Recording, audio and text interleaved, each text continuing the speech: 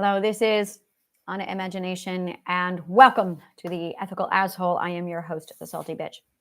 So, I think I start every episode going, so, just to like tally it off how many times I do it. I just want logic right now. And I'm like, I just need a good dose of logic in science. And I've been in my intuition for the last few days, probably about a day. Well, it was doing all this research, came out of the research in a state of shock, and then just dumped myself in a world of intuition. And now I'm like, okay, I really want logic and I want something that grounds me. I want something that grounds me.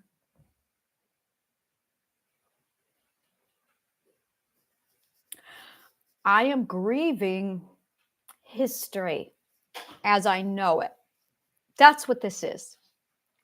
I am grieving history. I thought the history was A, and I found out it was B.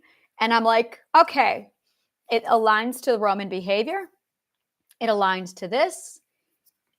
It's compatible over here. Christ now makes a lot more sense. Now that logical fallacy has been corrected, which aligns, like all the truth just went, and I went, all right. Now I got from around 4th century BCE, 4th century CE, all the way back to literally Uruk and the Tigris and Euphrates River, 6000 BCE. And I went, all right, there's a whole chunk of time that I have now sorted out in the logical procession of how things went from A to B. And it's not at all what I was told. It's not at all what I thought it was going to be. And I'm grieving that loss.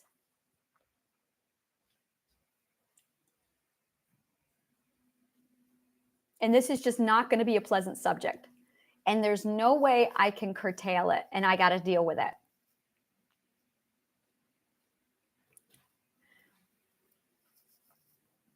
I was raised Christian with a very solid, here's the Jewish religion. And I was 4, and I looked at Christ, and I went, well, I looked at a few things that the church was telling me, and I went, you're fucking full of shit. And I very quickly, by the time I was 12, 1992, was able to go, okay, so there's the ancient text, and then there is the church, and then there's Christ's words, and then there's history. And I was able to really separate this beautifully. Oh, this is beautiful. This is logic. And I love Christ. He's a philosopher. He and I are like right on the same. I love Christ's words. I love everything about Christ. The Bible, and I knew this a long time ago. This is not a historical document. This is not a historical document. I knew this. And then there's the history, and I'm just going to talk about that in a moment. And then there is the church. And now I dug all the dirt out on the church, so I'm well aware of that fucking garbage. That is 100% manufactured by Rome, made in Rome, right there on the back of its ass. So when you look at anything to do with the Christian religion, that is 100% made in Rome. 380 CE, and then it's signed the Roman Empire. And then they scratched it out and said, Holy Roman Empire. Like this, we know this. This is not news. There were 3 inconsistencies right off that I knew about the Jewish religion that I knew that there were like 3 different kinds of gods in the Hebrew text. That what Christ was teaching was absolutely contradicting to the Hebrew God. I knew that. I knew that there were times where God himself contradicted himself. And then there's the Genesis, which is a whole nother creature. I know this. This was not new to me. And I went, oh yeah, it's an ancient text. So one of the things I learned this week was something called nano literature, nano Mesopotamia literature.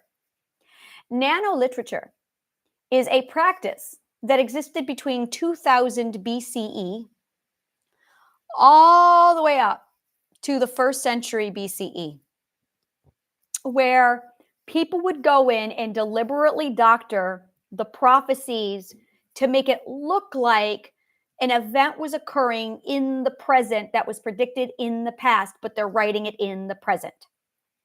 This was so common that it is referred to as Nano-Mesopotamia literature. For an example, the entire book of Daniel. The entire book of Daniel. For an example, the entire Old Testament, or I'm sorry, the entire New Testament. Marduk's prophecy. For example, Marduk's prophecy was done in Babylon around the same time period. And again, this was done between Nebuchadnezzar I and Nebuchadnezzar II. And those names are not their real names, by the way. That's the biblical version that named them in the 1st century BCE. Their real names were actually Persian names of a different king, and that's what all of history shows. So they got changed, doctored in the 1st century. That happened a lot. That's the first thing I noticed was all of the Hebrew names were actually Persian names that got changed in the 1st century. So I'm just going to say it because the evidence is substantial. Somebody in the 3rd to 1st century BCE literally went in and imposed the Hebrew alphabet, the Hebrew names, and the Hebrew texts into the history. That's what I found when I dug, was how many things had been altered. The first thing I noticed was Daniel, which is a thing that's been bothering me for over 30 years, is when you line up the chronological events of Daniel in the book, it is inconsistent with history. History shows this building was built here, this building was built here, this building was built here. Here's all the documentation by the king who built it to say, look at this, I'm commissioning this being built.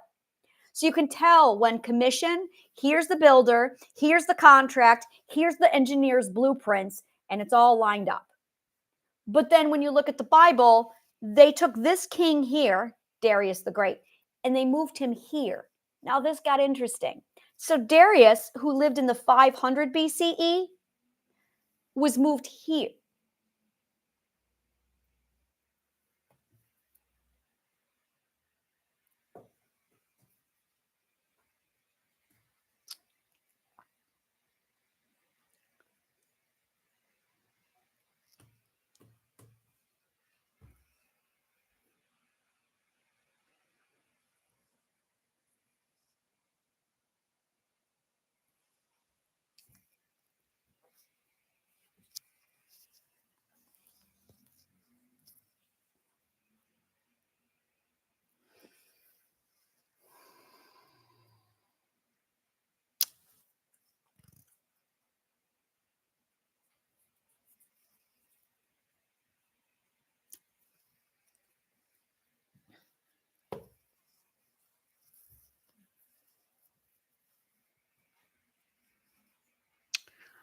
So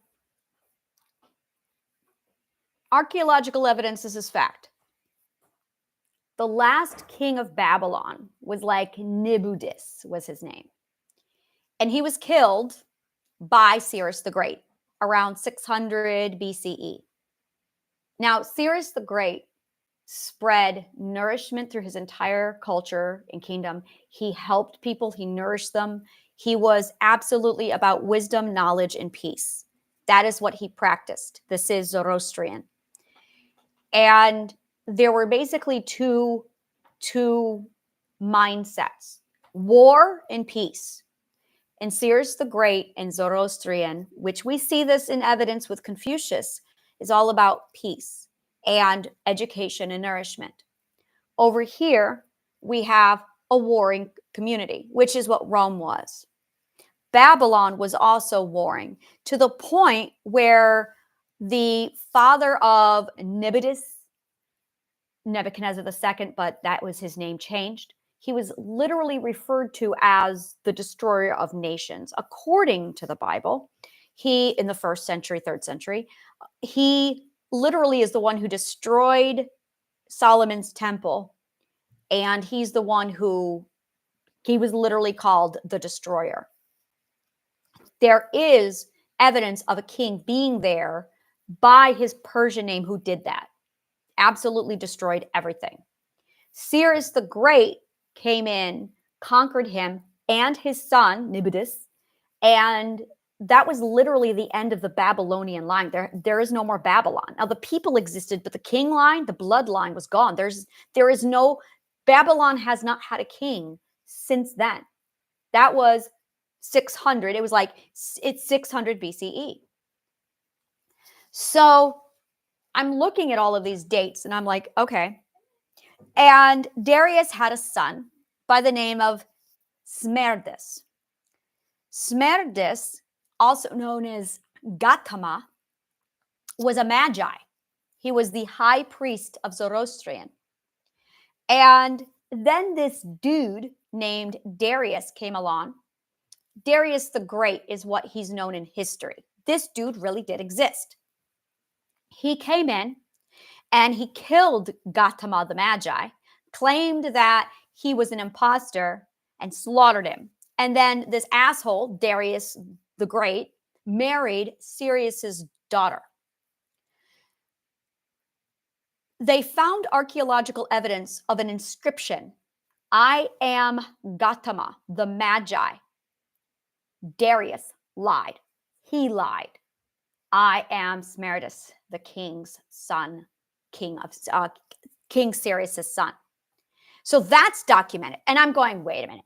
This dude is well documented. We know him. He absolutely was overthrown by this other guy. And on his deathbed and dying words, he makes an inscription that says, "This is who I really am. He lied." And then he dies. Like, this is like, people who lie don't do this. This is what you do when you're like, I will get justice.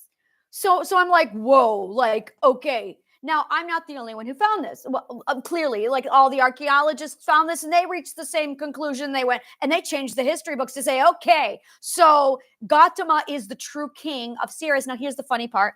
Darius, in his wisdom, married his enemy's daughter and they had a child, which is Sirius the First, Xerxes, Xerxes. Xerxes the First, that is Sirius's grandson. So Sirius's line is still on the throne. Now, when Darius died, and when Darius was king, he went back to warring and slaughtering everybody again.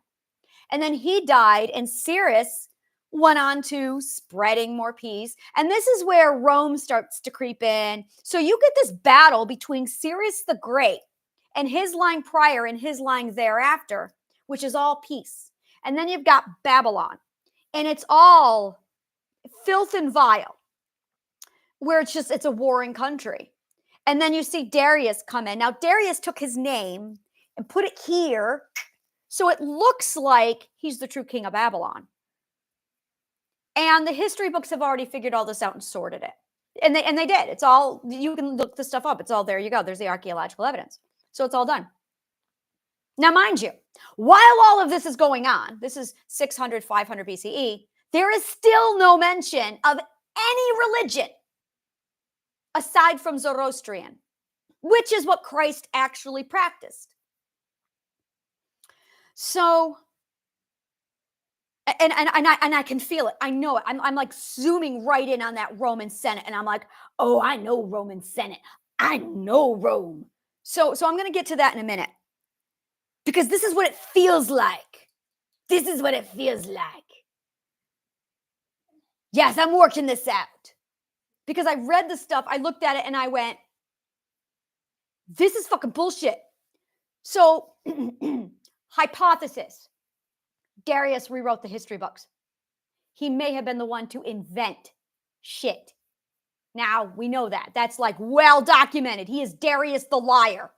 So I'm going to throw that over there. Now, there's also every scholar who's done this said the same thing. In fact, I found the actual quote, and it's every scholar has no doubt the entire book of Daniel is fiction. So I'm going, okay, the book of Daniel is absolutely historical fiction, like clearly, throwing that aside. So now we're going to jump into the Roman Empire. I want to really sit down and talk to people about the Roman Empire, because this is where I'm getting pissed. Let's talk about Romulus.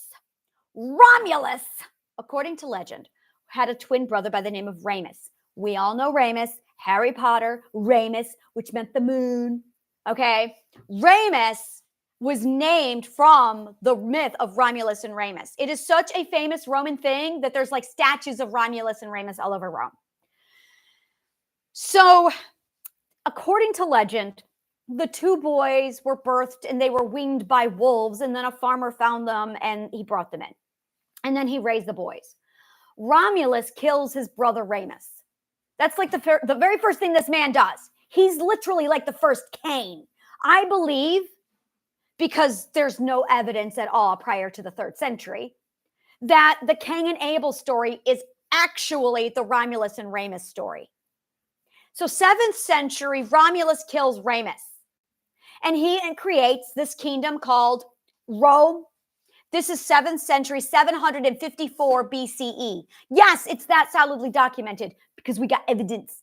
And when you go to the Roman Forum, we've got solid evidence. Rome existed 754 BCE. So this asshole kills his brother. Let's just call Romulus the true Cain. All right, let's just really adopt that in your head for a minute. So there's more. The next thing this asshole does is he opens his gates because he wants to grow his city. So he literally allows anybody to come in. The kind of people he ends up attracting: criminals, outcasts. So Rome becomes a city of literal men, masculine men, like men. Not like, a city of men. I mean, men. There's no women. And so this is what Romulus' solution is. This is such a fucking historical fact that we practice this in our culture today. Like, pay attention. We practice this in our culture to this day. Okay? Because there were no women, this is the bright idea Romulus gets. Let's have a party, invite everybody over, and then we're going to kidnap and rape the women for wives. It's called the rape of the Sabine women. Sure enough, all these people came by. The Sabine were one of the largest groups, the neighboring kingdom. They went, they had a party. Romulus literally gave the signal, and boom, they ransacked, raped the women, and took them for wives. Now, the brothers and the men, the fathers, rose up in war. So now you had Romulus, Rome, fighting. This is the first war of Rome. Rome fought these brothers and fathers, the Sabine. And the women were so like, oh my God, no, please spare my brother and father, that the women consented. To this day, it is tradition for a man to carry his bride over the threshold to indicate the rape of the Sabine. And that is how Rome got started. A literal, staged, mass kingdom-wide rape and abduction by a brother killer. This is your introduction to Rome. And it's downhill from here. It gets real bad after this. So that's the mentality. Now, while that's going on, let's put that over there. That's 754 BCE, okay?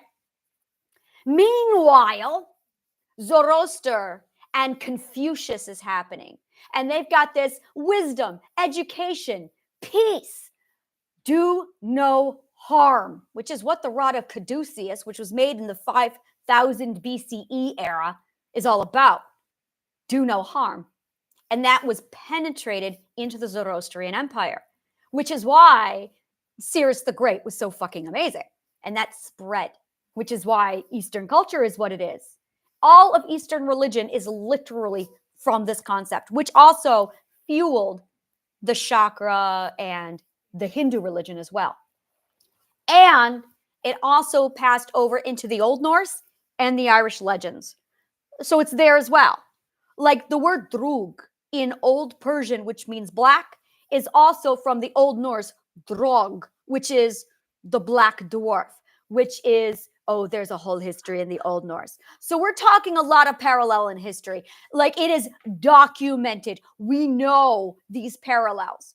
This is the parent and the origin of all religion in this planet. All story comes back. Of course, it's in Skyrim. Where do you think Skyrim? Skyrim is like nothing but Old Norse. So this religion is vast. That being said, you've got this massive religion just spilling over. and it's nourishing the people and it's growing. And I don't have to tell you, go Google Cyrus the Great. You get to see how awesome this man is and everything he did. He was huge on education. And at this time period, to be Persian meant, and this is the most beautiful thing, fear is, what was the quote? It was so beautiful. It was, fear is enslavement. Fear is the only enslavement. And as a result, the ancient Persians revolved their entire culture around you learn, so you won't be free, so you will, or so you won't have fear, so you will be free.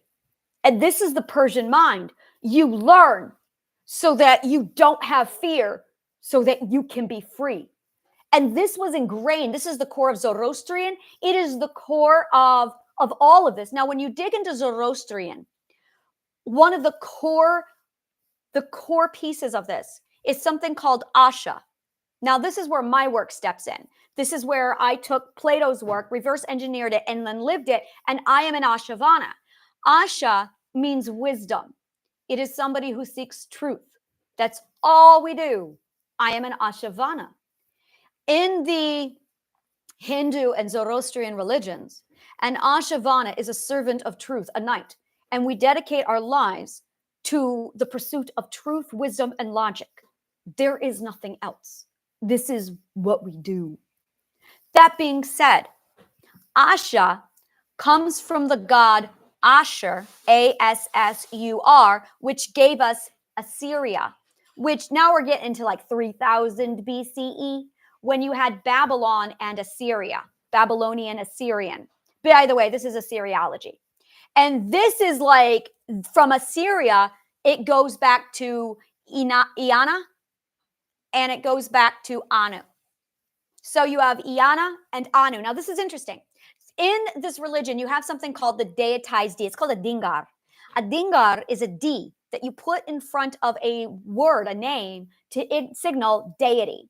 So Anu, you get that D, it becomes D Anu. Well, that's Tuatha De Danann with Danu. Danu was the mother goddess of Ireland, and she's the one who gave us the Danube River. And Denmark, Dan's wood, Danu, Dan, Anu. So now you can see where Anu became the Irish myth, or actually they're like parallel, but literally the eras are right next to each other. So you have Danu in the Irish myth, and with a lot of similarities. You have Anu, you have the Drog in the old myth, Old Norse, and then you have Drug, which is Anu. So what basically this comes down to is two opposing forces. You have literally wisdom and light versus ignorance and the dark. And that translated into evil, and wisdom turned into ethical good. We are talking about knowledge and ignorance, which is why wisdom is light. Truth is light. This is the foundation of Zoroastrian, which is the foundation of Cyrus and Confucius and Hinduism, and it just spreads. So now in the 7th century BCE, you've got Rome, and you've got this asshole brother killer who then turns around and ordains this massive kingdom-wide abduction rape. And that's how he says hello to society.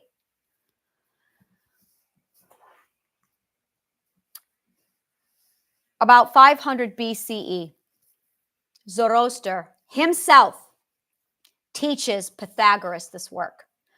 I think we're all familiar with Pythagoras.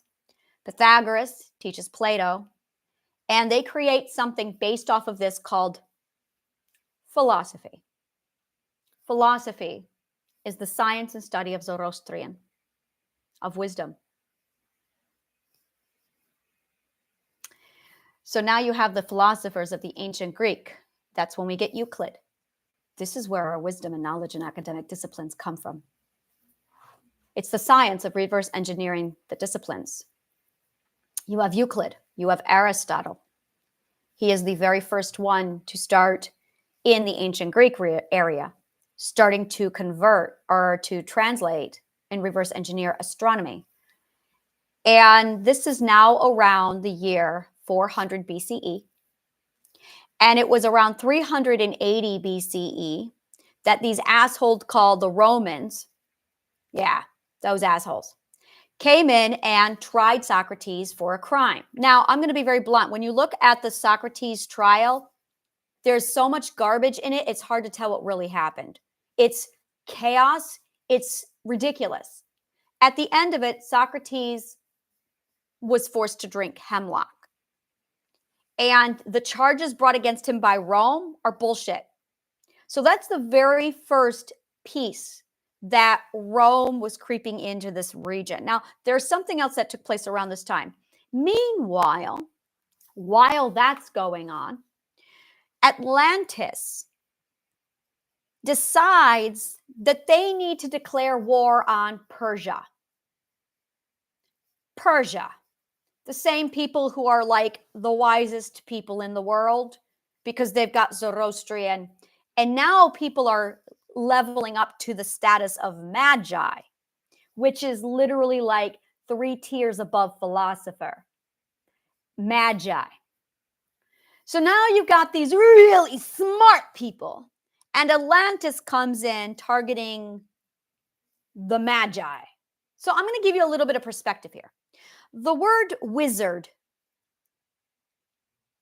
Google it, means philosopher and sage. That's right. This is another really awesome thing about Atlantis.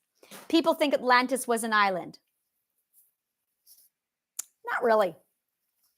Atlantis was an island that was really a Navy ship.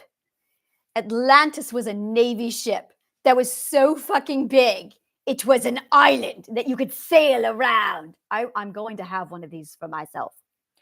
This is Atlantis. So when they decided to take on the Magi and the wizards, that's right, they took on the wizards. They did this with their Navy ship. This is what happened. The wizards did done sank Atlantis. Now, I'm just going to take a step back and let that sit in for a minute. A Navy ship so fucking big, it's an island, decided to take on wizards so powerful that they're called magi. The next level above magi is something called a genie. Magi is what gave us the word magic. These are facts, people. Google them. I'm going to leave them to you to figure this out. You need to decide. But those are the facts.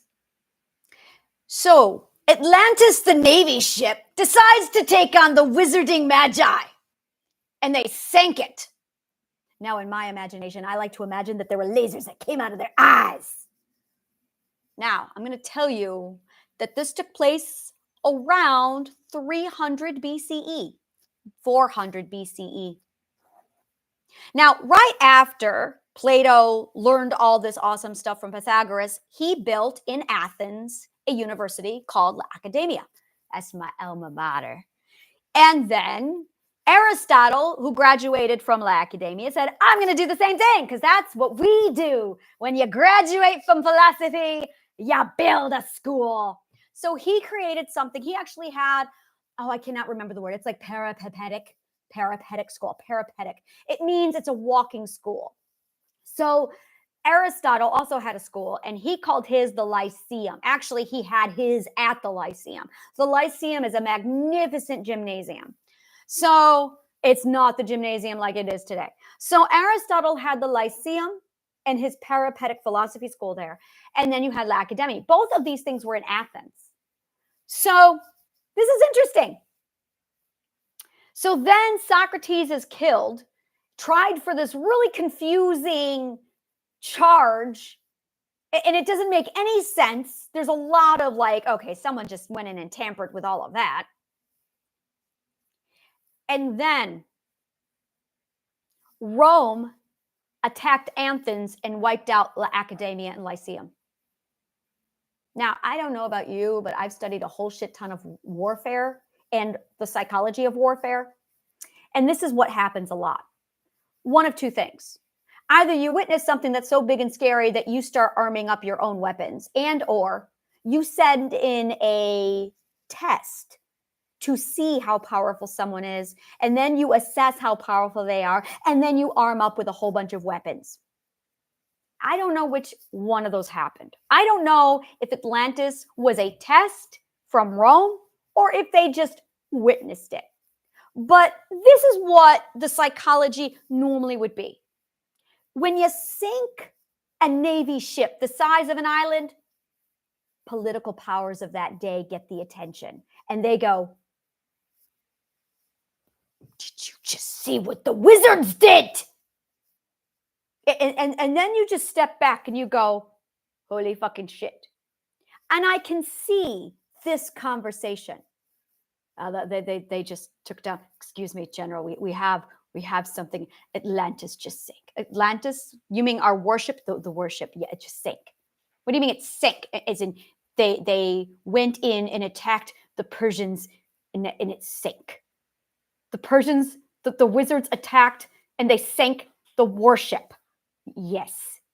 Our indestructible worship got sunk by wizards. That's right.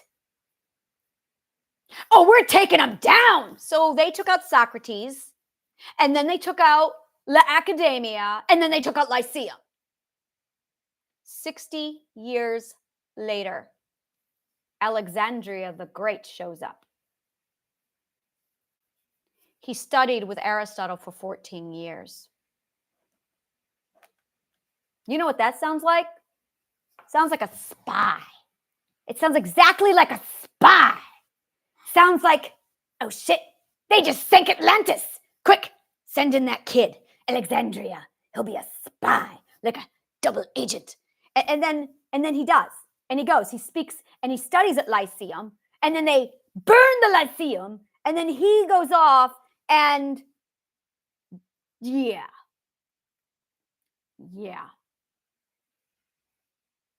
This is 60 years after Socrates. So this is all really fishy.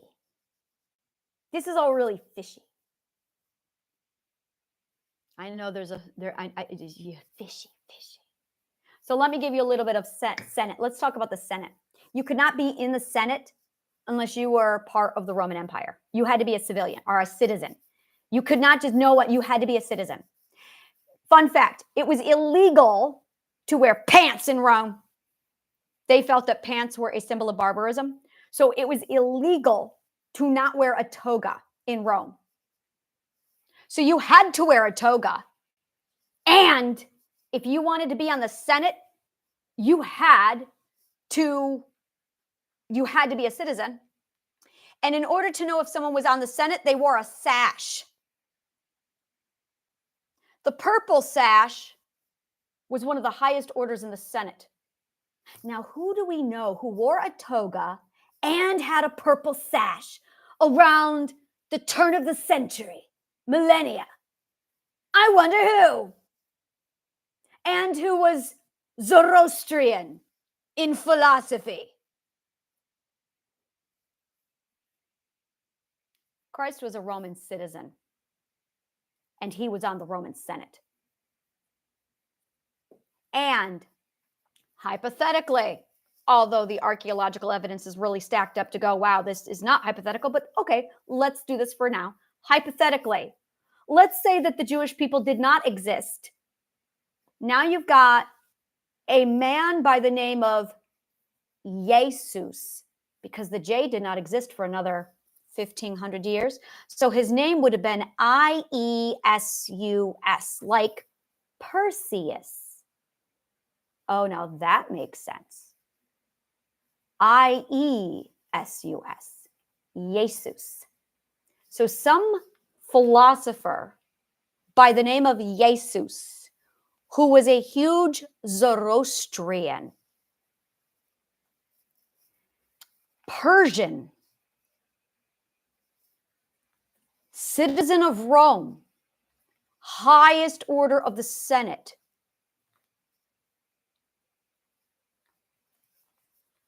That's not going to go well with a culture and a people who literally got their founding off of a brother killer who staged an entire kingdom-wide rape. We all know how politics works.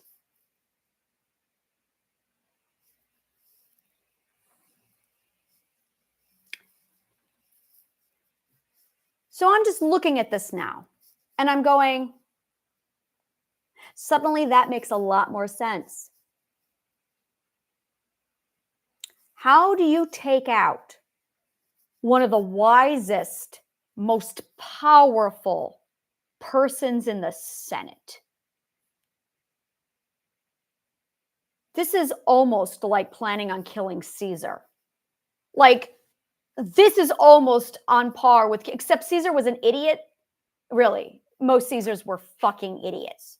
So that would have been easy. It's easier to kill Caesar than the highest order of the Senate, especially with someone with that kind of education. So, how would you, seriously, this is interesting now. How would you take down someone like that? The people, of course, the people. Now, there's one other incident here, well documented. And I'm sitting here going, so it was common from around 600 BCE all the way up to 400 AD. It was very, very common for the Roman emperors, well, for any kings, to call on the Zoroasters and the Magi for divination purposes. This was normal. Divination is astronomy, and it was astrology. Now, the astrology today is not the astrology back then, so I'm going to tell you what it was back then. Astrology means the logical stars. It's literally the logical science of stars. If you have ever mapped any stars, now people think that's astronomy, but it's not. One of them is the study and science of planets. The other is the study and science of the stars. Two completely different things.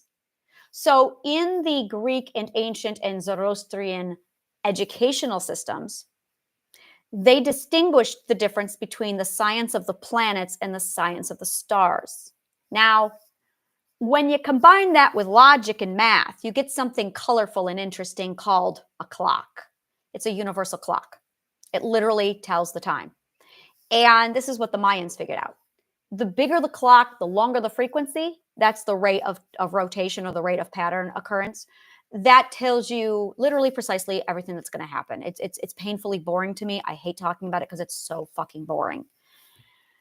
It's literally like looking at a clock and being able to go, oh my God, it's going to be 1 o'clock in an hour. Well, good for you. You just did astrology. You just did divination. So this is science. This is the science side of it. It's literally just looking at a prediction and being able to calculate the rotation of a clock.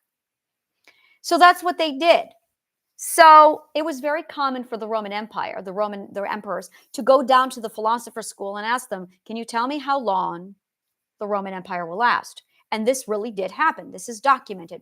I cannot remember who did it, but one of the emperors went in and asked the question, can you tell me, will the Roman Empire last forever? The answer was no. And then the philosopher went on to provide the downfall of the Roman Empire.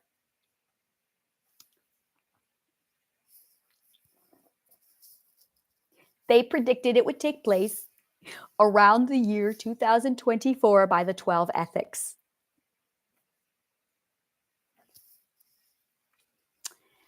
So, because they didn't want the downfall, there was around that time that everything kind of went to shit. I hypothesize that prediction took place right before Atlantis. They had to take out the 12 ethics. The 12 ethics are the core of Zoroastrian, which meant if they were going to take it out, they were going to have to take out Zoroastrian. About 10 years later, they made astrology illegal, then philosophy, then logic. This began the 2,000-year war on education. This is documented. We know this. By the time, well, we're all familiar with Christ. They had him killed. And in the 4th century BCE, 380, I have seen two contradicting dates. I have seen 380 CE, and I have also seen 393 CE. I'm not sure which is right. I go by 380 CE. By 380 CE, it was the day, like the year, that they came out and said, okay, we got the new Christian religion. It's called literally Nicene Christianity. They then ordered the destruction. I can't remember this guy's name. It was like Philibus. It starts with a TH and it ends with a sis. I cannot remember his name. It's really, really long. He ordered the entire destruction of Alexandria, the entire city. Do you know what Alexandria had inside of it? A library. That library held every document ever written in the entire ancient world stored in that library, which meant all written evidence of all of this was inside that library. Now, about 100 years later, with all of education now gone, the Dark Ages began. This is why Rome went from being really awesome to nothing Dark Ages. They destroyed all the education. So began the Age of Darkness. They pulled this dude out around the same era, 5th century, and they said, we need someone to go to Ireland and take out that educational system also.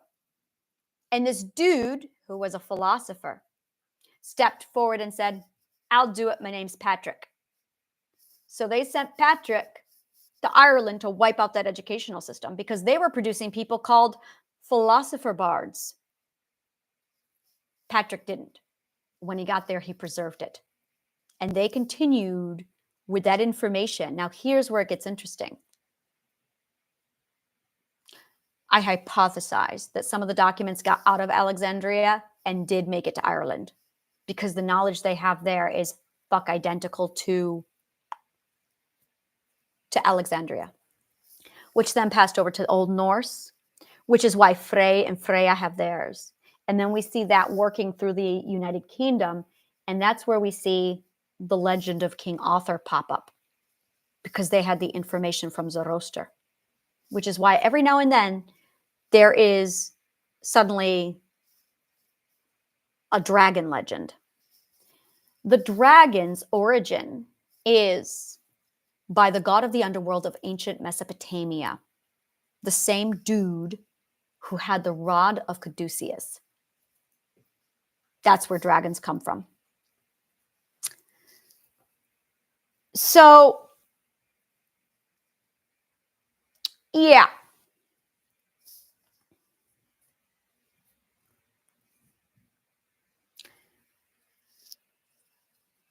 History reads really differently when you know what to look for. The 15th century really has another story, as does the 10th century, the 11th century, when you get into the Crusades.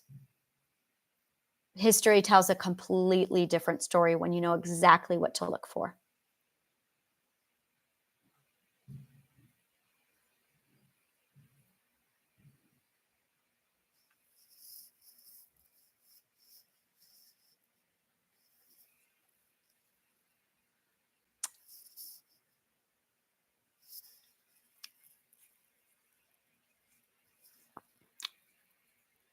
The next location I saw, there were two other incidences that match the work of Zoroastrian. and that was Muhammad the Prophet. Muhammad the Prophet in the 8th century CE. That's Zoroastrian. That is Zoroastrian.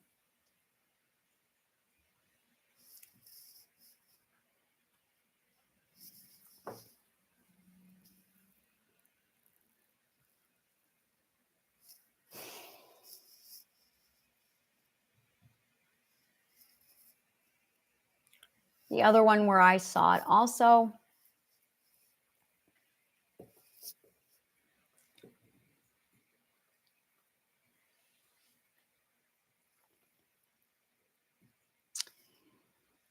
is Joseph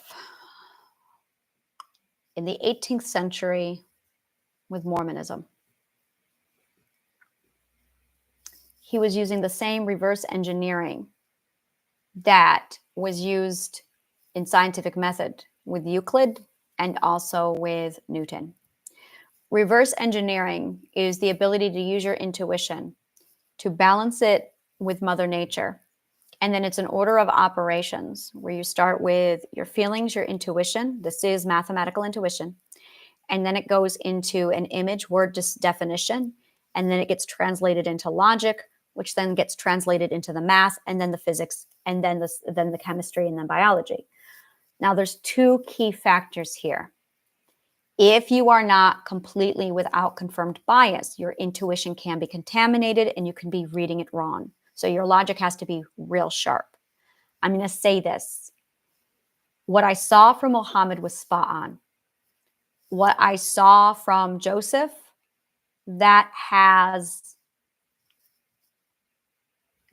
he was definitely a newbie at the skill. I'm just going to say that. He was definitely an apprentice at the skill.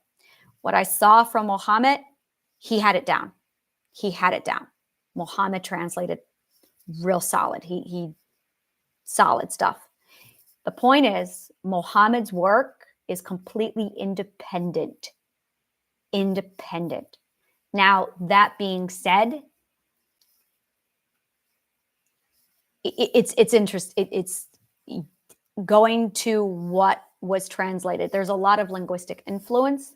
So that's something else that you have to look into, and you have to assess, is this the confirmed bias from his environment, from his heritage, from the region, from the era, from his parenting, and from his language?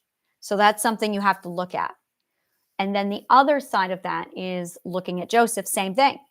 Is this contaminated with region, language, definition, knowledge, and the ability to translate properly, and where is their logical scale? When you have that ratio, you have the ability to assess somebody's accuracy in being able to do this skill, reverse engineering an academic discipline. When you reverse engineer an academic discipline, it is literally the vision process that a lot of people are mistaking as visions. Now, there's two types of visions. The first one is memory. The second one is reverse engineering from your intuition. But if you have any trauma, it's invalid, because trauma plays way too much of a main factor in this, and now the data is skewed.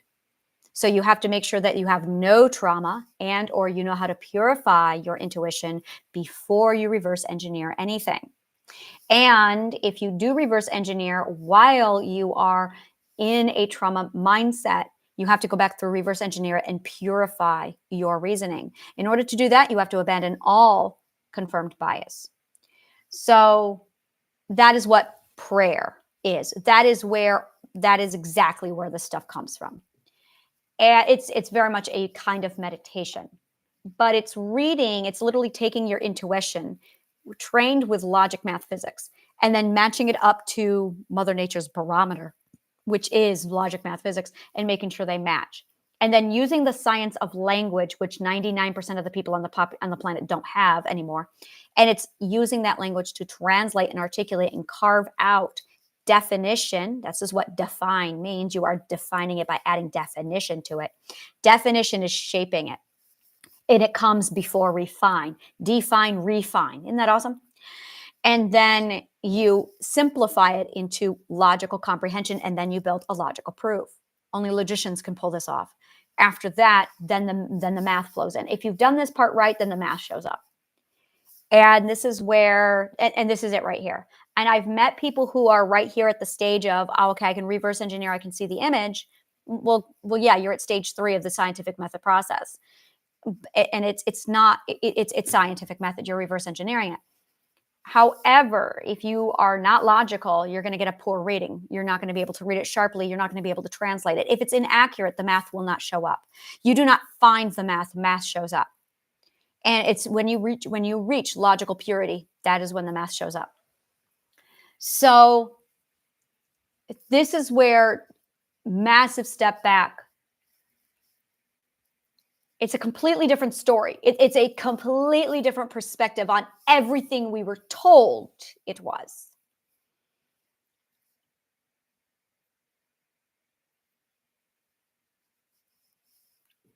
There's a lot more. A lot more. I have the complete walkthrough of here's the chronological events according to history, fact history, and this is what we do know. It's the science of removing the lies and the alterations from what actually did take place. And then it's understanding and applying the science of knowing the difference between, well, this is what they said happened, and this is what did happen. And it's understanding how to weigh these two things. And this is math. This is a math skill. So when you are doing any kind of digging like this, when you are doing your own research, it is vital that you are that you are objective, that you are going in without confirmed bias. In order to do that, you've got to be loyal to the truth. You've just got to be loyal to the truth. You got to throw away all agenda and turn yourself over to the truth. And then when you start digging and you start looking at the order of operations, you are literally building a sequence. And this is what it is you require 3 data points. So if somebody says, well, this is it, well, great, where's the data? And understanding what it looks like when someone tampers with shit. This is another thing. There's 3 hardcore pieces of evidence that tell you when someone's tampered with shit. 1, it's confusing. If it's confusing, someone lied. Nothing should be confusing. Confusing is the #1 sign that somebody has tampered with shit. 2, it's unclear. If it is unclear, if it is not a straightforward boom, boom, boom, boom, boom, someone fucked with it. That's the other thing. 3, contradiction. If you have contradiction, someone fucked with it. So if it's confusing, if it's unclear, there's no straight line. And if it is contradiction, somebody lied, somebody tampered with it. And when you start to go through history, you get to see precisely where it's clear. Go into in the Irish mythology is a fantastic example for this. And I want to use this as an example. The Irish myths are a beautiful example of integration versus tampering and obstruction. There is 0 obstruction in Irish myth. 0. It integrated. So read through Irish myth, and it's clear. You can see where it was integrated with Christianity, but it was not obstructed. Whereas if you read Christianity and you go through the Roman, anything with Rome, everything from 7 BCE up to 400 BCE, it's dirty and slimy. It does not read smooth. It is contaminated. We see this again in the 1500s. Real dirty, the 1500s are. We're going to be doing that, talking about that later. Another section, another great example is when you get before 2000, and this was interesting. Go to Cyrus the